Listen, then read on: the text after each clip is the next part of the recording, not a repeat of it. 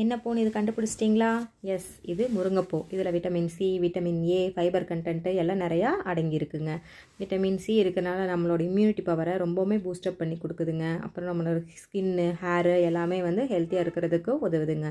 Fibre content அதிகமாக இருக்கிறதுனால நம்மளுக்கே தெரியும் என்னாகும், டைஜஷன் வந்து ஈஸியாக நடக்கும். அதுக்கப்புறம் கான்ஸ்டிபேஷன் ப்ராப்ளத்தை இது ஃபுல்லாகவே அவாய்ட் பண்ணுதுங்க, ப்ரிவென்ட் பண்ணுதுங்க.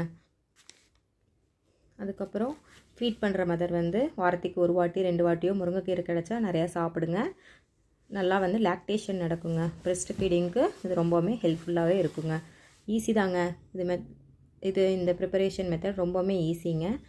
நான் எப்படி பண்ணுறதுன்னு சொல்கிறேங்க. அந்த ஃப்ளாரை நல்லா குச்சி இல்லாமல் க்ளீன் பண்ணி வச்சுக்கோங்க நீட்டாக. ஃப்ளார் பறிக்கும் போது தான் வந்து அவ்வளோ ஸ்மெல்லாக இருக்கும். மல்லிப்பூ எப்படி ஸ்மெல்லாக இருக்கும் அந்த மாதிரி இருக்கும். ஆனால் குக் பண்ணி சாப்பிட்டிங்கன்னா அந்த ஸ்மெல்லே உங்களுக்கு கொஞ்சம் கூட தெரியாதுங்க. அதுக்கு ஒரு வாணலியில் எண்ணெய் காய வச்சுட்டு அதில் கடுகு, உளுந்தம் பருப்பு எப்பவும் தாளிக்கிற மாதிரி போட்டு தாளிச்சிட்டு சின்ன வெங்காயம் போடுங்க. நல்லா டேஸ்டியாக இருக்கும். ஒரு பிளேட் நிறையா சின்ன வெங்காயம், காஞ்ச மிளகாய் மட்டும் போட்டுக்கோங்க. எந்த ஒரு பவுடரோ மசாலா பவுடரோ ஆட் பண்ண வேண்டியது இல்லைங்க. 4 காஞ்ச மிளகாய், கொஞ்சம் கருவேப்பிலை எல்லாம் போட்டுட்டு முருங்கைப்பூவை அதில் ஆட் பண்ணி நல்லா வதக்குங்க. ரொம்ப தண்ணி விட்டுறாதீங்க. சிம்மில் வச்சு தண்ணி தெளித்து ஒரு 10 மினிட்ஸ் குக் பண்ணுங்கள்.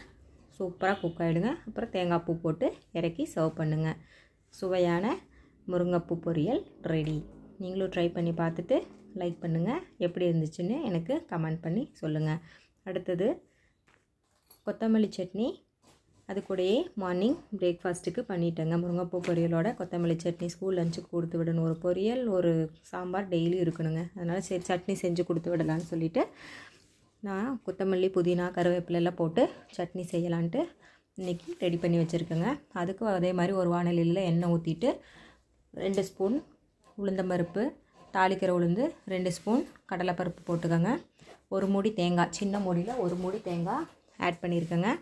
அது கூடவே 4 வரமிளகாய், கொஞ்சம் புளி, ஒரு தக்காளி எல்லாம் ஆட் பண்ணியிருக்கேங்க. எல்லாம் போட்டு நல்லா இந்த மாதிரி ஃப்ரை பண்ணிக்குவோங்க. நீங்கள் உங்களுக்கு பூண்டு, வெங்காயம் அந்த ஃப்ளேவர் பிடிக்கும் அப்படின்னா ஆட் பண்ணிக்கலாம். நான் இன்றைக்கி ஆட் பண்ணலைங்க. அதெல்லாம் எடுத்து ஒரு பாத்திரத்தில் மாற்றிட்டு அதே எண்ணெயில் பாருங்கள் கருவேப்பிலை, மல்லித்தலை, புதினா தலை எல்லாத்தையும் போட்டு நல்லா ஃப்ரை பண்ணணுங்க. அந்த பச்சை வாடை போகிற வரைக்கும் நல்லா வதக்கணும். அப்போ தான் வந்து உங்களுக்கு சட்னி நல்லா டேஸ்ட்டாக கிடைக்கும். கொத்தமல்லி புதினா சட்னி ரெடி.